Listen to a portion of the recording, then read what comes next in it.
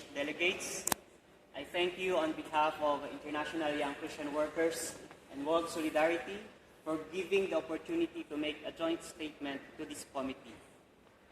While recognizing the supply chains have also created opportunities for workers, we have to insist, though, that the challenges clearly outnumber these opportunities for the vast majority of workers in vulnerable positions. Evidences we gather from our networks in Asia, Africa, Europe, and America is crystal clear. Women in the garment industry often don't enjoy maternity protection, so they often lose their job when they get pregnant, and some suffer physical abuse and sexual harassment. Workers in the mining industry have no contracts and work in very unsafe and unhealthy conditions. Young people in part-time, temporary or casual jobs in free trade zones while being paid below minimum wage. Recognizing the multiple changes and challenges that global supply chains present, IYCW and WSM are hopeful that the committee will seize this opportunity to propose meaningful and concrete initiatives to improve the working and living conditions of these working men and women in the global supply chain. Let me present to you the key issues we would like to debate on with you and which we would like to see integrated in the final conclusions. To ensure that economic development and decent work go hand in hand, the ILO and its constituent should, first, ensure that the core labor standards are respected by governments and businesses all around the world. Second, reaffirm and recognize the importance of freedom of association and the right to collective bargaining as enabling rights. Third, consider the development of a new labor standard to address the challenges posed by global supply chain. This new labor standard should require all companies to undertake mandatory due diligence.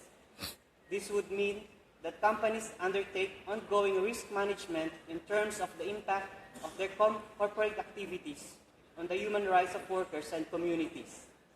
Where possible, they have to prevent negative impacts.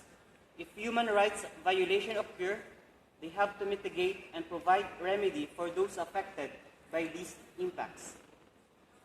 We would call upon to the government also, first, to ensure compliance with labor standards, organize efficient labor administration, and implement effective labor inspections.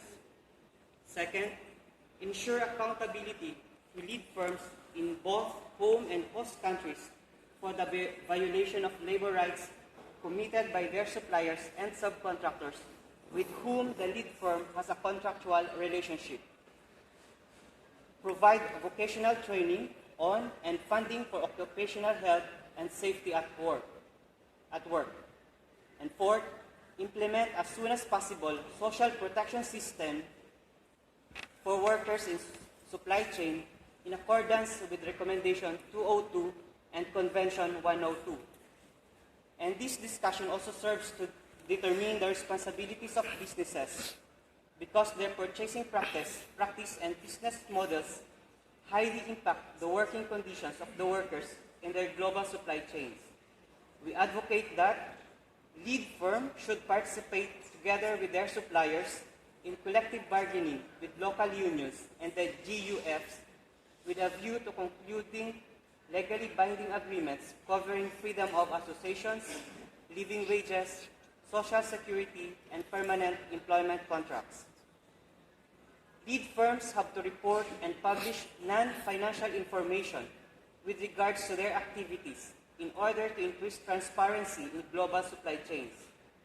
This non-financial information should also be deposited annually with a public authority.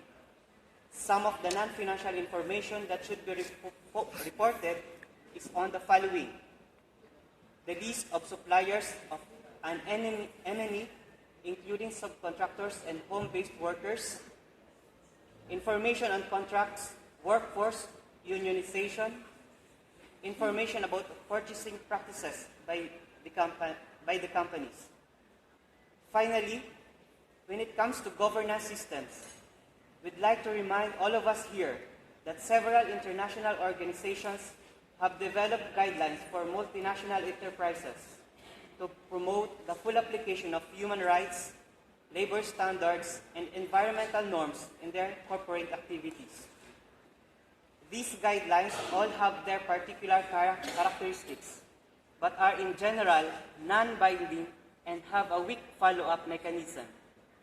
There is a real need for these organizations to coordinate their efforts in this field and to work towards one single universal standard on business and human rights and a strong, enforceable grievance mechanism at the international level.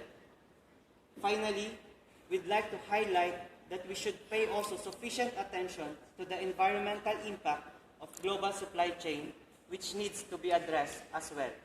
Thank you.